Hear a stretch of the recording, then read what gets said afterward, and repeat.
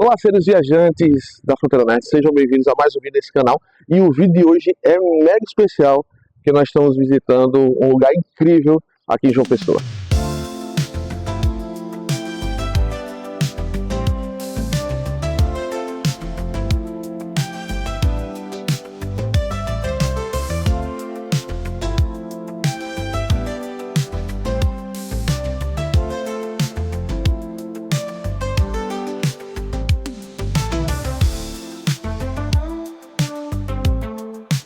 Gente, como eu disse no início, a gente está aqui na Comic House, muito bem recebido pelo Manassés, mais uma vez. Obrigado. E a gente está aqui para conversar um pouquinho sobre a loja em si, sobre quadrinhos, obviamente. E uma pergunta que ele nunca respondeu, Eu vou tentar responder sempre diferente. Sempre responder diferente. como foi que surgiu a ideia de abrir uma loja para vender quadrinhos, assim? Ela nasce com uma proposta, na verdade com uma ideia, né? Eu sempre tive vontade de ser empreendedor, mas ser empreendedor não é só ter vontade de ser empreendedor, né? Não existe caminho fácil, não existe caminho simples, todo ele requer planejamento. Eu tinha três coisas em mente, três possibilidades. Uma delas era ter uma livraria especializada em quadrinhos, uma videolocadora e uma livraria no geral. Sim. Isso a gente está falando em 1996. Mas o que é que tinha naquele momento? Eu já estava observando que já se falava alguns anos mais à frente, entre 98 e 99, já estava existindo ali a presença de downloads de áudio. E eu já pensava que se existia downloads de áudio, certamente downloads de vídeo seria um futuro não muito distante e catastrófico para videolocadoras, e que acabou existindo, né?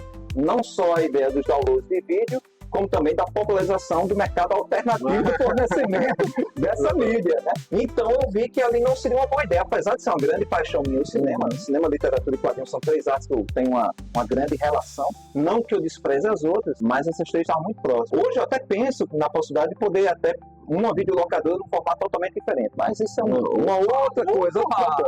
Mas aí o que é que eu descartei naquele momento? A videolocadora. Então me restou as duas possibilidades. A livraria especializada em quadrinhos e a livraria no geral. Só que a livraria no geral tinha uma outra questão. Como ter uma livraria e não ser um vendedor?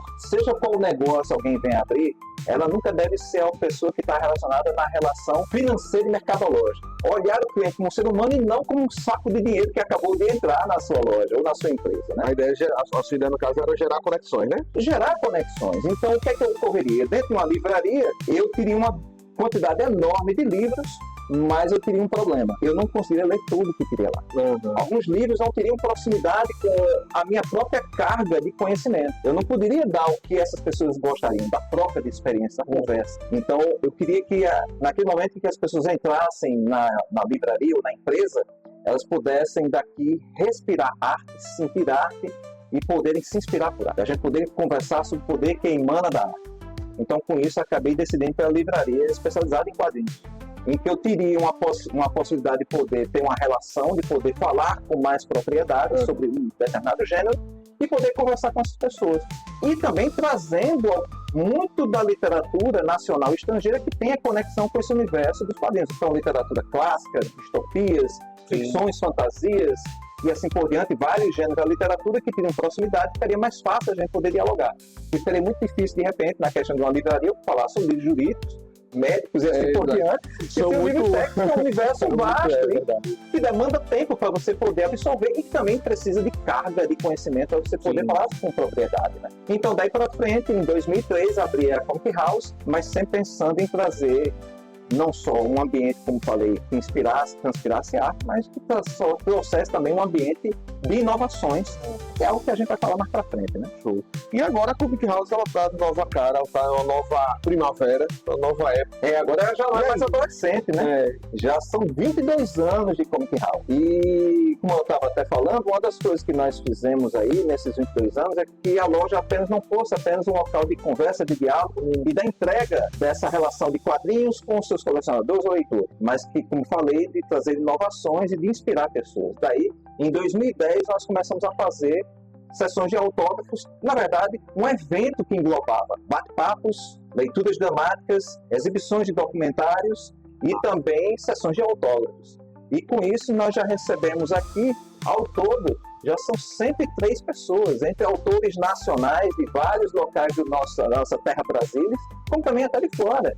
Nós já recebemos 3 quadrinistas franceses, um quadrinista espanhol, sempre nessa possibilidade de poder aproximar leitores e pessoas que produzem arte, de pessoas que já têm, de repente, um caminho trilhado no mundo da arte, que possa existir essa troca de experiências e poder até inspirar pessoas a começar a produzir quadrinhos, né? Como foi o caso de várias que já passaram aqui na loja, pessoas que começaram a fazer até artigos acadêmicos por causa da presença da loja e dessa proximidade com os autores, como também pessoas que começaram a produzir quadrinhos por causa da Comic House. Isso é tão bom, porque assim, quem consome arte, seja de que estilo for, o consumidor, ele tem essa vontade de estar perto da pessoa que produziu, seja um músico, um ator, um escritor, um quadrinista. E essa proximidade, para quem consome, é muito legal. Eu imagino que para quem faça também é legal, né? Mas há necessidade de uma coisa muito importante. É que existe uma proximidade, nós podemos estar próximos, mas distantes. Sim. E aí alguém pode até dizer que uma pessoa pode estar próxima e distante. Eu posso estar ao lado de alguém simplesmente para tirar uma foto e dizer um oi. Exato. E eu posso estar próximo e dialogar com essa pessoa. E foi uma das coisas que eu sempre pensei em cada evento que foi realizado na loja. 62 sessões de autor realizadas na Comic House, foi que as pessoas tivessem total liberdade para se aproximar dos seus autores, ou autoras, ou escritores, para poderem dialogar tranquilamente.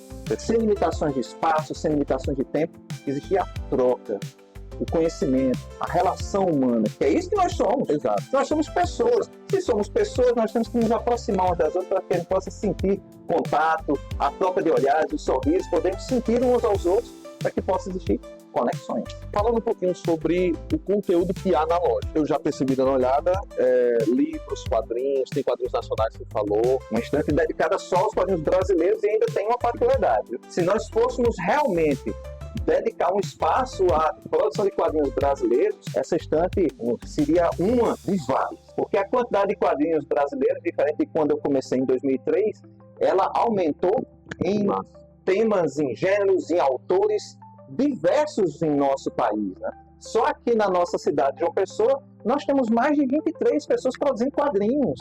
Alguns de forma profissional, literalmente se dedicando apenas à produção de quadrinhos, outros dividindo com outras atividades, mas que pessoas que têm uma produção maravilhosa, aproximando a gente de aventuras envolvendo todos os gêneros possíveis e trazendo uma percepção totalmente diferente em relação ao seu próprio cotidiano e levando a gente a refletir sobre nós mesmos e sobre o meio que a gente vive, né?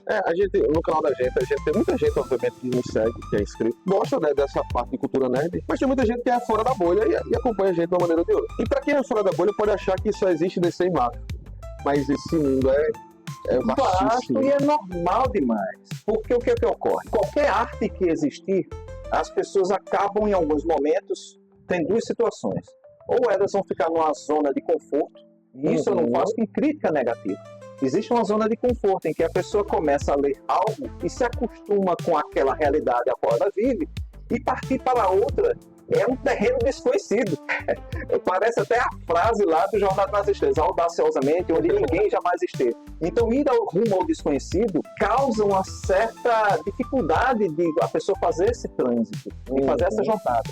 Porque ela sai do que sabe que gosta para o que talvez ela não venha a gostar, de que talvez aquilo não seja o que ela está acostumada a ler. E aí tem uma outra particularidade, que é a relação que nós temos com a arte.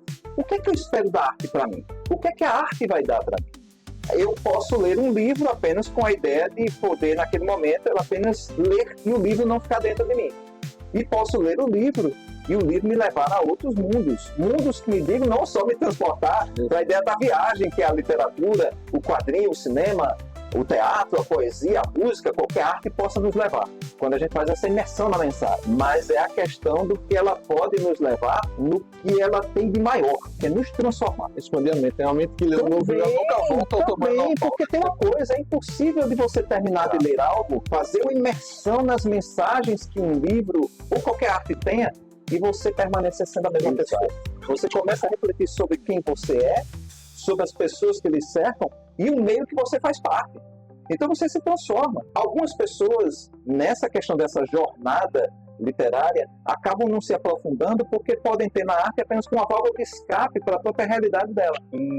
E, de repente, a literatura, o quadrinho, seja qual arte for novamente, ela tem a possibilidade também de fazer como se fosse um grande divã da pessoa. Uma fuga, Um ponto de fuga. De repente ela tem uma vida tão angustiada que a arte pode livrá-la. Isso é positivo, mas também negativo quando eu apenas entendo a arte como um ponto de fuga, como algo que ela pode também me engrandecer.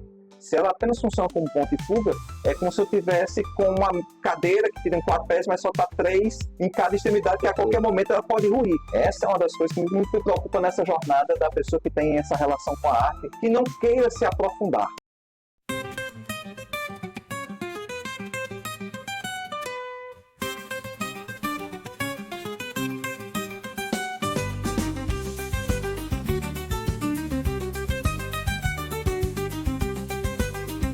Os teus xodós aqui, tu tem algum xodó? Eu sei que é meio que perguntar para um pai qual é o filho preferido, mas tu tem algum produto, algum livro, algum HQ que ultimamente tem sido teu xodó assim? Não tenho. Não quer dizer que eu não tenha histórias em quadrinhos que mexeram comigo, aí sim, aí eu posso dizer várias. Mas estabelecer uma, não é nem só a questão do pai. Porque a gente pode entender cada obra como um ser vivo, cada um com uma mensagem diferente, uma proposta diferente. Né? E eu elencar uma e dizer que aquela é melhor do que a outra, eu dizer, essa está em primeiro lugar, essa está em segundo, é como eu estivesse desmerecendo aquilo que tem ali e eu apenas estivesse enxergando a obra de forma muito pouco aprofundada e uma mais. Eu, particularmente, eu sempre digo que as pessoas devem fazer uma coisa que poucas vezes se faz, é reassistir, reler, reouvir, porque dá a gente a possibilidade de a gente poder ver o que não tinha visto. É um novo livro, é um novo filme, é um novo quadrinho, é uma nova série, é uma nova escultura, uma nova música, uma nova poesia, que vai entrar em você porque você não vai ser mais a mesma pessoa. Você, quando lê um livro ou qualquer outra arte, você se aproxima dela e você dá um tempo e vai ter essa aproximação novamente com aquela mesma obra, você teve uma jornada de experiências e que você vai enxergá-la de uma forma diferente. Então, nessa perspectiva, quando eu falo de quadrinhos, eu tenho alguns que mexeram demais, comigo ainda mexem, porque eu já tenho várias releituras. Mouse, do Art Spiegelman, Game Pé Descalço do Queijo Nakaoka, o Game Pé Descalço do Queijo Nakaoka, o Contrato com Deus, do Will Eisner, o Príncipe Valente, do Al Foster, o Corpo Maltese, do Prato, e o Lobo Solitário, do Kazukoi Kojima. Então, são obras que, se eu for falar, são inúmeras obras de quadrinhos, de literatura, de qualquer outra arte, que mexeram comigo e me transformam. Não só me transformaram, me continuam me transformando até hoje. De quadrinhos atuais, tem muita coisa que me fez pensar muito, como, de repente, o Debaixo d'Água, da Fernanda e do Zé Aguiar, inclusive, é um casal, um quadrinho autobiográfico que fala sobre algo que está muito próximo. Esse quadrinho ele fala sobre algo que às vezes a gente fala como normal, mas não é tão normal. A ideia do parto normal, que tem esse nome tão bonito, mas tão pouco praticado no nosso país, já que muitas vezes é levada a ideia do parto cesáreo. E é que está uma coisa interessante. O parto cesáreo, como muitos sabem, é que ele tem uma origem histórica como um parto que era feito de urgência necessária, em que era colocada a vida em risco. É tanto que o nome cesáreo vem de César, né? Mas o que ocorre? Na nossa prática, acaba existindo mais o parto cesáreo, por questões diversas, e não o parto normal. Então, nesse quadrinho Debaixo d'Água, é a jornada da Fernanda e do Zé para poder fazer com que a Fernanda tenha um parto normal, passando por vários percalços, por dificuldades, de relações com médicos e até de hospitais, para finalmente conseguir realizar uma coisa tão simples, que há tempos passados era tão natural, mas que hoje parece tão antinatural e tão antinormal, como muitas vezes a gente gostaria que fosse, e muitas vezes não é colocada. Mas tem muitas obras aqui na arte dos quadrinhos, inclusive brasileiros. Aqui a gente vai ter quadrinhos não só dos brasileiros, mas dos estrangeiros, quadrinhos que são autobiográficos, jornalísticos, históricos, filosóficos, aventura, drama, ficção, sociologia. Tudo que se imaginar, a gente vai poder encontrar, e com um apuro de texto e também de desenho espetaculares, que tem uma harmonia, uma sinergia de energia pra gente, que nos conquista a cada página. Você falou de Maus, eu estava lendo recentemente Persepolis, que eu não tinha lido ainda. Mergulhar nesse... entender o ser humano. Obviamente que a gente sabe que, por exemplo, quadrinhos de super-heróis mostram também um arquétipo do ser humano, enfim. Mas mergulhar nessas histórias que às vezes passa despercebido é uma parada incrível. E uma frase, até você disse interessante, né? De conhecer o ser humano. Eu diria que é uma busca que a gente nunca vai chegar ao definitivo, né? Exatamente. Porque o ser humano, ele não é uma ciência exata, né? Ele é uma ciência humana. Então existem várias construções aí, cada uma com a percepção, uma relação social, econômica, filosófica, ideológica totalmente diferente. Não quer dizer que a gente não possa convergir, mas somos diferentes demais. E essa riqueza que existe na nossa ideia de ser humano é que nos dá essa beleza de que nós somos. Em alguns momentos, não tão belo, né? E algumas pessoas acabam sendo como se fosse o retrato do Dorian Gray, a pintura do Dorian Gray, mas a gente tem uma coisa espetacular, que é a gente poder lutar para que um dia possa existir mais conciliação, harmonia entre as pessoas, em que as pessoas possam realmente dialogar. Todas as grandes evoluções da humanidade se devem de pessoas que muitas vezes tinham divergências, mas que em alguns momentos, não todas as vezes, mas que eram capazes de poder sentar, dialogar e poderem ver que de repente nem um nem outro estavam certos e que talvez a verdade estivesse entre os dois, mas que nenhum dos dois queria enxergar, por estarem presos às suas verdades, né? A arte possibilita isso a gente também, nesse debate de poder trazer a reflexão e da busca pelo entendimento, como você meio colocou, e procurar entender o que é o ser humano. Nessa que até você falou muito bem colocado, até do Maus, um quadrinho que eu particularmente gosto bastante, posso até citar esses dois, inclusive da mesma editora Nemo. Um é o Não Era Você Que Eu Esperava e o outro o Pílulas Azuis, do Fred Peters. Esse, inclusive, o Não Era Você Que Eu Esperava, tem uma particularidade. O Fabiano Tumé, um quadrinista francês, durante um bom tempo ele morou aqui em João Pessoa, inclusive é casado com uma pessoense, e nesse ele conta a história real do nascimento da segunda filha do casal, que nasce com síndrome de Down, e de como acaba sendo algo que se relaciona muito ao título do quadrinho. Não era você que eu esperava. Não era você que eu esperava em relação à filha que nasce dessa forma, por quê? Aí você diz, mas por que ele não esperava, já que existe pré-natal? No pré-natal não foi detectado que ela ia nascer com síndrome de Down. Inclusive no exame de translucência nucal, que é um exame que se faz que detecta alguma malformação, não foi identificado. Eles descobrem que ela nasce assim no dia do nascimento. E, ao mesmo tempo, também uma notícia que eles não esperavam. Então tem essa dualidade de sentido esse título, né? Mas é uma história belíssima que fala de um pai, nesse momento que vai se desconstruir da visão do que é ser pai, das expectativas que ele tinha criado em relação ao filho, vai se reconstruir num ser capaz de ter força, de dar força para uma filha e ela, por sua vez, encontrar alegria, coragem, determinação para seguir em frente. E muitas vezes uma sociedade que enxerga uma pessoa que tem alguma síndrome, alguma necessidade, de forma menor.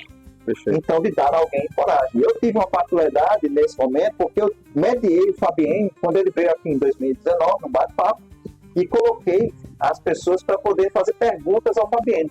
Nesse momento, uma das mãos se levantou e era justamente da Sofia, a filha do casal que nasceu com síndrome de Down, que estava lá agora com 12 aninhos, participando ativamente do bate-papo, totalmente deixa muita gente emocionada. Outra coisa interessantíssima nessa perspectiva também do quadrinho autobiográfico, Pílulas Azuis do Peters, que conta a história também real dele e da esposa quando ambos descobrem que ela é portadora do HIV. E como é conviver com uma perspectiva de um medo, de uma angústia, mas ao mesmo tempo de fortalecimento da relação.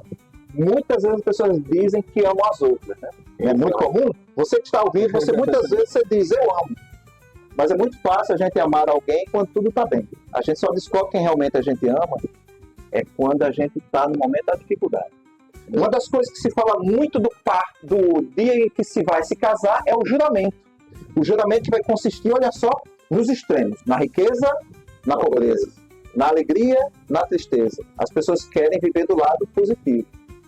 Mas do lado negativo é que a gente descobre realmente até onde vai o amor que cada um tem pelo outro. Pílulas Azuis traz essa reflexão para a gente muito forte. No momento em que você sabe que o outro está com os dias agora totalmente modificados, que a ideia de uma possível morte ou de problemas que venham ocorrer nessa trajetória, como é que você reage? O como você está preparado para conviver ao lado de alguém agora que vai estar dessa forma? Até onde vai o seu amor? Pílulas Azuis traz essa reflexão. E várias obras passeiam por esse universo, por essa seara, não bonito, né? Falar bonito, seara, que tem várias reflexões. O Quando Nasce a Autoestima, da Regiane e do Jefferson Costa. O Jefferson Costa é um cara espetacular, já veio também a João Pessoa. É uma obra que fala sobre autoestima, sobre pessoas que muitas vezes, principalmente crianças e adolescentes, que vivem em ambientes que vai minando a própria força motriz que ele tem de poder seguir, porque vai sendo colocada a ideia que ele é incapaz, ele não tem possibilidade, que ele é incompetente, e como ser minado na sua índole e poder continuar seguindo com coragem, com confiança, quando você foi tão bombardeado. Quando nasce a autoestima, traz essas reflexões muito importantes. Manassés, eu queria fazer uma pergunta. Faça-me. Mas não seja só uma, não. Pode ficar à vontade para fazer várias. Até porque eu engoli muitas fitas hoje.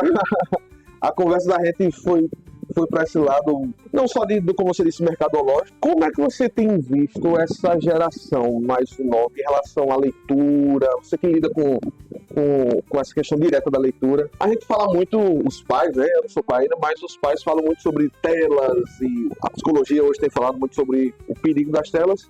E eu queria entender, assim, porque a gente é mais desse nicho geek, né? A gente percebe que sim, tem uma garotada que gosta de ler, os mangás vieram muito fortes. Mas como é que você que lida com o público e com diversidade, como é que você vê a tecnologia, principalmente essa questão das telas, ainda é atrativo?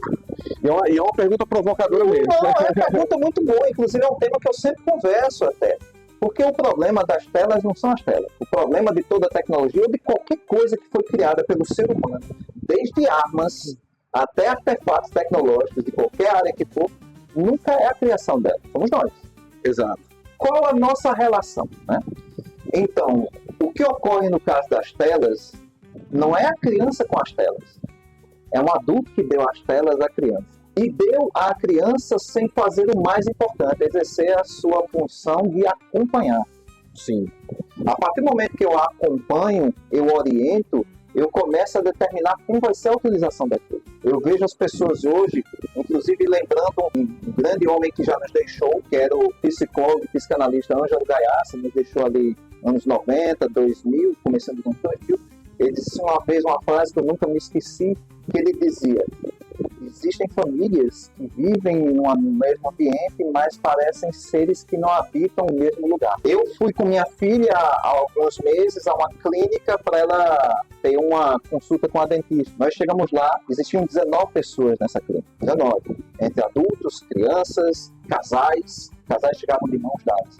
Quando se sentavam, cada um ficava com um celular. Então, quando muitos, nós três aqui, nós somos de uma geração que acompanhou a chegada da internet. O que é que se dizia da internet? Que ela teria a possibilidade de fazer com que as pessoas se aproximassem. Por um certo ponto, sim, mas nos afastou demais. Porque isso que nos faz ser humano não é só mandar uma mensagem textual. Não é eu poder mandar um emoji.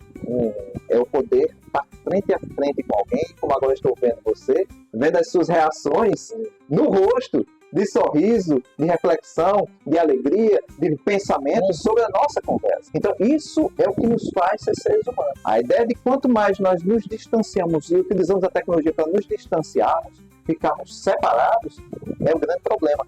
E aí é que entra a questão de nós com essa relação das telas. O que nós estamos fazendo? Quanto tempo a gente fica nelas? E o que mais? Quanto de útil nós estamos tirando dela? O que é produzido de útil realmente na internet? A gente tem canais hoje no YouTube, TikTok, Instagram, vários canais de mídias e redes sociais que levam para a gente muita informação. Mas em alguns momentos me parece que a gente está vendo, não vale a pena ver de novo, feito por atores diferentes. Você vê a mesma piada feita por pessoas diferentes. Você vê a mesma informação por várias pessoas diferentes. E às vezes não é nem que os pontos de vista vão ser diferentes, vão ser iguais. Então onde está, de repente, a ideia de nos trazer pluralidade de conhecimento, diversidade de debates, de proximidade com as pessoas. Pessoas hoje que eu acabo vendo que muitas vezes elas querem ler aquilo que alguém, de certa forma, está avalizando, mas está tirando dela como leitor ou leitora, a maior de todas as nossas capacidades, que é o exercício da curiosidade. Perfeito. Foi a curiosidade que nos fez começar a conhecer tanta coisa quando não existia o contato com a tecnologia que nós tínhamos, mas que a gente tinha um universo a ser desbravado, maravilhoso universo, enigmático sim, com várias possibilidades de dar erro nas nossas escolhas, mas também com muitos acertos. Então, essa possibilidade do exercício da aventura e da curiosidade associada na busca pelo conhecimento que nos fez a gente procurar evoluir. E ainda mais, de procurar ter, além de 140 caracteres, ou até um pouco mais. Porque a gente não pode se transformar em especialista de internet, que vê uma página de internet e acha que já sabe tudo. Entender que ali é um vetor para a comunicação. Voltando sobre a questão das telas, a gente tem, quando falei a respeito das crianças, quem é que está dando essas telas às crianças? Os pais. Por quê? Essa que é a grande pergunta. Por que você está dando as telas para os seus filhos? Não é muito melhor você estar frente a frente com o seu filho, dialogando com ele? Não é muito melhor você estar ao lado a lado, conversando com ele? Eu já vi casos de crianças com um ano e meio chorando, que simplesmente se resolveria o pai colocar no braço e acalentar, fazer o que eu falei a princípio, fazer relações humanas, proximidade, calor humano, tocar, dar carinho. Tem coisa melhor que você receber carinho? Quando você está chorando, você está triste, alguém chegar e lhe dar um abraço, ou tocar no teu ombro e falar que você vai conseguir. A mesma coisa criança. Mas o que é que o pai fez ou a mãe fez? Pai ou mãe, não é só pai não, pai ou mãe já vi, pega lá o celular, bota a galinha pintadinha e bota para a criança ficar assistindo. O que é que está fazendo com a criança? Ensina justamente aquilo que você falou antes, né? Que é uma fuga.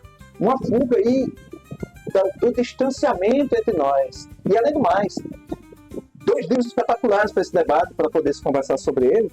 Eu recomendo a todos que possam estar vendo o vídeo, mas você que está aí assistindo o vídeo, é procurar a Fábrica de Cretinos Digitais. E o outro é o Cérebro do Mundo Digital, que fala dos danos causados ao próprio desenvolvimento do cérebro com essa relação das telas. Porque quando a gente fala em tela, a gente pensa apenas, a princípio, no único conteúdo que a pessoa está vendo. Mas imagine só, eu estou entregando, muitas vezes, a produção de um desenho à criança, que a forma como ele é feito para a criança aprender a fazer, não é como na prática. Ela está vendo ali um desenho que levaria em torno de 30, 40 minutos a ser feito, ela vê no máximo 7 minutos. Então já vai programando na mente da criança que o mundo é rápido. E não é rápido desse jeito. Então vai fazendo com que a mente dela venha a ser programada para ser imperativa. Ela ser dinâmica demais, de não aceitar demora, de não aceitar uma conversa que de repente ela não consegue enxergar, que para poder se chegar a uma conclusão precisa de desenvolvimento. Então é necessário a gente repensar. Muitas vezes eu vejo que nós, independente da idade que nós temos, com as coisas tecnológicas que nos cercam, me parece que todos nós, somos crianças de jardim de infância brincando com um brinquedo que a gente não tem manual de instrução e que ninguém sabe dizer a gente como utilizá-lo. Então, há necessidade de voltar. E alguém pode dizer, mas as crianças de hoje não vão se interessar. As crianças de hoje não vão se interessar porque alguém não fez elas se interessarem. Alguém não fez. Se você tirar os celulares das crianças e chamá-las para uma atividade que seja lúdica, todas elas vão. Façam essa experiência que vocês vão ver. Agora, façam de forma natural. Não de forma forçada. Ninguém quer fazer nada forçado. Façam natural. Chama para jogar bola. Chama para brincar. Brincadeiras das mais diversas, inclusive brincadeiras criativas que exerçam a possibilidade dela poder ser criativa. Dela enxergar o mundo além de coisas que já são todas prontas. Mas que ela possa ser um ser criativo, que tenha a capacidade de criar. E não de ficar replicando o que os outros fazem. E ser um robôzinho. No pior sentido. Que a ideia da palavra robô, ela significa escravo. E nesse caso, escravo da tecnologia. Escravo da tecnologia. Nós não podemos ser escravos de ninguém. Nós devemos utilizar a tecnologia para poder nos ajudar. Não para nos transformarmos em seres dependentes dela ao ponto de que se ela não existir, como ficarei? Essa talvez seja uma questão. Se algumas coisas tecnológicas que não estivessem ao nosso redor, das mais básicas possíveis, quantas pessoas saberiam viver sem elas? Básicas até. Calculadora, por exemplo. Celular para não ter agenda para consultar o número telefônico de alguém. Exato. Tem pessoas hoje que não sabem mais o próprio número telefônico. Nem o número telefônico de casa. Precisa da agenda. Então, o que está acontecendo conosco? Nós estamos evoluindo ou evoluindo? Anos de construção humana, para hoje nós estamos cada vez com a nossa capacidade de pensar, de sermos criativos e de termos uma memória apurada em declínio. E esses livros que eu falei, a Fábrica de Cretinos Digitais e o outro Cérebro do Mundo Digital, e outros também que a gente pode agregar a esse universo, traz essas reflexões necessárias para a gente poder caminhar para frente. E não, como se diz no popular, com um caranguejo para trás. Né? Francisco, mais uma vez, a gente quer agradecer você ter aberto as portas da loja. Sempre. Aceitado. vocês estão assistindo, a gente vai parar aqui, porque tem muito papo. E aí eu vou continuar falando, né? Tem que aproveitar, vocês aí vão ver na parte 2 futura.